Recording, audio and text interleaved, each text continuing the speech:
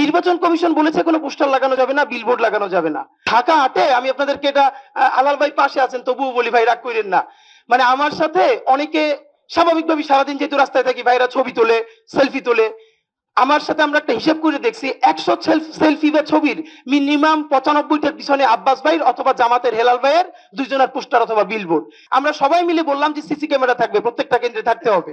নির্বাচন কমিশন লিখিত আকারে দিল সিসি ক্যামেরার কোনো দরকার নাই, কারণ সিসি ক্যামেরা হলে রাষ্ট্রের অনেক খরচ বেঁচে যাবে, মানে খরচ হয়ে যাবে।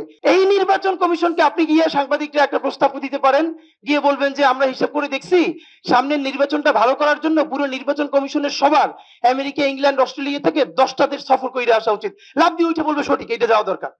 কিন্তু যখনই সিসি ক্যামেরার প্রশ্ন আসছে তখন তার টাকা লাগবে, মানে এত টাকার দরকার নাই, মানে এত দরত্ব ভালো না। 1973-এর বাংলাদেশের যে প্রথম নির্বাচন, ওখানে ভোলায় অসম্ভব জনপ্রিয় একজন ডাক্তার ছিলেন, ডাক্তার আজহার। উনি নির্বাচনে মানে এমন অবস্থা হয়েছিল যে আওয়ামী লীগ থেকে যেই তার সাথে দাঁড়াবে সে হেরে যাবে এবং তিনি উইন করবে। আওয়ামী লীগ সবাই মিলে সিদ্ধান্ত নিয়ে শেখ মুজিবুর রহমানকে ভোলাতে নিয়ে দাঁড় করালো ডাক্তার আজহারকে বিট করার জন্য। তো এই যে গুম এবং নির্বাচনে এই ঝামেলা, এটা আওয়ামী লীগের চরিত্রে যে প্রথম থেকে ছাত্রলীগ ডাক্তার আজহারকে গুম করে ফেললো।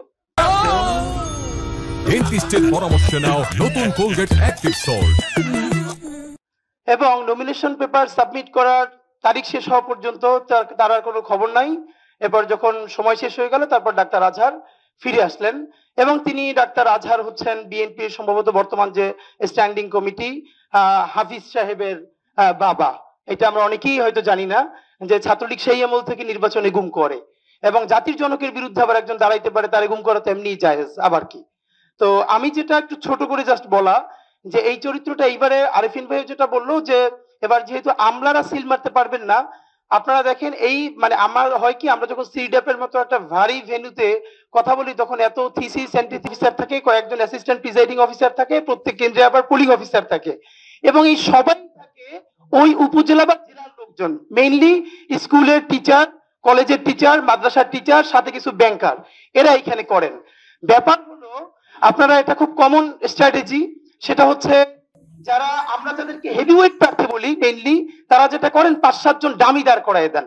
ডামি প্রার্থী দাঁড় করাই দিলে হয় কি, তার নামে প্রত্যেক প্রার্থীর নামে আবার পুলিং এজেন্ট দেওয়া যায়, মানে তার নামে এজেন্ট দেওয়া যায়। তো ধরেন আমি নিজেও যেহেতু একজন প্রার্থী, তো আমি প্রার্থী হিসেবে আমার কেন্দ্রে প্রত্যেক জায়গায় আমি একজন করে এজেন্ট দিতে পারবো প্রত্যেকটা বুথে। তো আমার এগেনস্টে যিনি আছেন তিনি যদি আরো 5 জনকে দাঁড় করাই দেন এবং 5 জনের এগেনস্টে আরো 5 জন সে এখানে এজেন্ট দিবেন, তারপরে যেটা হবে পুরো বুথের মধ্যে 10 জনের মধ্যে দেখা যাবে 8 জন বনাম আমার একজন। তো আমার একজন তো সে কুলে উঠতে পারবে না। এরপর ওইখানে সরকারি যে কর্মকর্তা থাকবে সে তো স্কুল টিচার ভাই, সে তো আসমান থেকে নাজিল হয় না, সে ওখানে আসছে একদিনে চাকরিটা করে হয়তো ওই দিন দায়িত্ব পালন করে 3-4 হাজার টাকা পাবে। এখন যেহেতু সেই ওই স্কুলে আবার চাকরি করা লাগবে, তার কোনো শক্তি নাই ওইখানে যারা দখল করতেছে তাদেরকে বাধা দেয়া, কারণ সে স্কুলেও ফিরতে পারবে না, কলেজেও ফিরতে পারবে না। সিস্টেম হবে যে ভোট ঠিকই হচ্ছে। এবার আরেকটা দেখেন, আমরা সবাই মিলে বললাম যে সিসি ক্যামেরা থাকবে, প্রত্যেকটা কেন্দ্রে থাকতে হবে। নির্বাচন কমিশন লিখিত আকারে দিল সিসি ক্যামেরার কোনো দরকার নাই, কারণ সিসি ক্যামেরা হলে রাষ্ট্রের অনেক খরচ বেঁচে যাবে, মানে খরচ হয়ে যাবে। খেয়াল করেন, যদি তার ন্যূনতম বুদ্ধিমত্তা থাকতো এই লক্ষ লক্ষ সিসি ক্যামেরাকে সে স্কুল, কলেজ, রাস্তাঘাটে নামাইয়া সিকিউরিটি নিশ্চিত করতে পারতো। ধরেন কোনো কিছু লাগবে না। আজ পর্যন্ত বাংলাদেশ যতবার ধ্বংসের দ্বার প্রান্তে গেছে প্রধানতম কারণ ছিল পিসফুল ট্রানজিশনটা হয় নাই ক্ষমতার, এই যে শান্তিপূর্ণ ক্ষমতার হস্তান্তর হয় নাই নির্বাচনের গলদের কারণে। এই নির্বাচন কমিশনকে আপনি গিয়ে সাংবাদিকরা একটা প্রস্তাব দিতে পারেন, গিয়ে বলবেন যে আমরা হিসাব করে দেখছি সামনের নির্বাচনটা ভালো করার জন্য পুরো নির্বাচন কমিশনের সবার আমেরিকা, ইংল্যান্ড, অস্ট্রেলিয়া থেকে 10টা দেশ সফর করে আসা উচিত। লাভ দিয়ে উঠে বলবে সঠিক, এটা যাওয়া দরকার। কিন্তু যখনই সিসি ক্যামেরার প্রশ্ন আসছে তখন তার টাকা লাগবে, মানে এত টাকার দরকার নাই, মানে এত দরত্ব ভালো না। গত 3টার সেটা হলো যে এইবারের সব থেকে বড় ক্রাইসিস হবে কি, এইবারের বড় ক্রাইসিস, আমি যেহেতু গত 20 দিন ধরে সকাল থেকে রাত 10টা পর্যন্ত রাস্তায় রাস্তায় হাঁটতেছি, দেখেন আমি কিন্তু রিড করতে পারি যে আমার ভোটার কারা। এবং আমাদের জায়গাটা হলো খুবই ডিসেন্ট ভোটার, যে জীবনে কোনো কাজের জন্য কোনো এমপি, মন্ত্রী, ওয়ার্ড কাউন্সিলর, মেয়রের কাছে যায় না, নিজে ঠিক মতো ভ্যাট দেয়, ট্যাক্স দেয়, খুবই ডিসেন্ট একটা লাইফ লিড করে। কেন্দ্রটা ভালো থাকলে সে গিয়ে আমার ভোটটা দিয়ে আসবে। কিন্তু যখনই শুনবে কেন্দ্রে মারামারি লাগছে সেই কেন্দ্রের ধারেও যাবে না, কারণ সেই মার খেতে পারবে না। এখন ইতিমধ্যে আমরা শুনতে পাইতেছি যে ওই ভোটার গ্রুপটা যদি আসে তাহলে টাকা দিয়ে ভোট দিয়ে কুলানো যাবে না। তাই সিস্টেম হচ্ছে আপনি আগে মারামারির জন্য নিজের লোক 2 গ্রুপ রেডি রাখবেন, এরপর একটা ক্যাচাল বাঁধাই দিবেন, এরপরে নিউজ হয়ে যাবে অমুক কেন্দ্রে মারামারি লাগছে, এইটা যেহেতু সংক্রামক আরো 5 জায়গায় লেগে যাবে। তারপরে ওই যে যারা ব্যাংকার, যারা শিক্ষক, ইউনিভার্সিটির ফ্যাকাল্টি, তারা কেউ ভোট দিতে যাবে না। আপনার ওই যে টাকা দেওয়া লোকগুলো তারা ভোটটা দিয়া আপনি বলবেন যে আপনি এমপি হয়ে গেছেন।